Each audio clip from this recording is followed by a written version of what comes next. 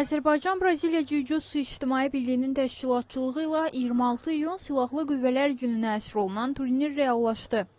Əvvəlcə yarışın açılış mərasimi keçirildi.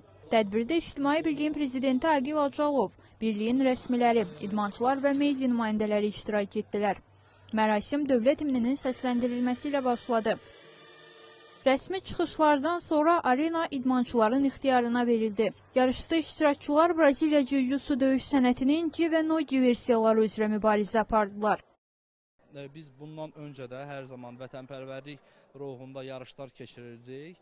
Biz bir təşkilat olaraq hər daim, yəni savaşdan öncə də və bu günləri də əsas məqsədimiz, qayəmiz vətənpərvər ruhda gənclərin yetişməsidir. Və buna görə də bizim elə bütün yarışlarımız, tədbirlərimiz sırf vətənpərvərlik mövzusuna bağlı olur. Turniri keçirməyində də məqsəd belə bir Azərbaycan tarixində əsas və mötəbər belə bir xüsusi günlərin gənclərin yaddaşında qalması, onların daim bunu xatırlaması, bilirsiniz ki, yarış tədbir keçiriləndə onlar bunu həmişə uzun illər xatırlayırlar.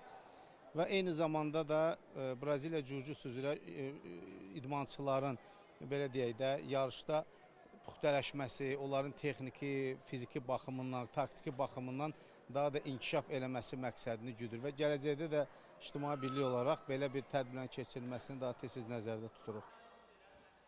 Qeyd edək ki, turnirdə müxtəlif yaş və çəki dərəcələrində 100-dən çox idmançı iştirak etdi. Sonda fərqlənənlər medal və diplomlarla təltif olundular.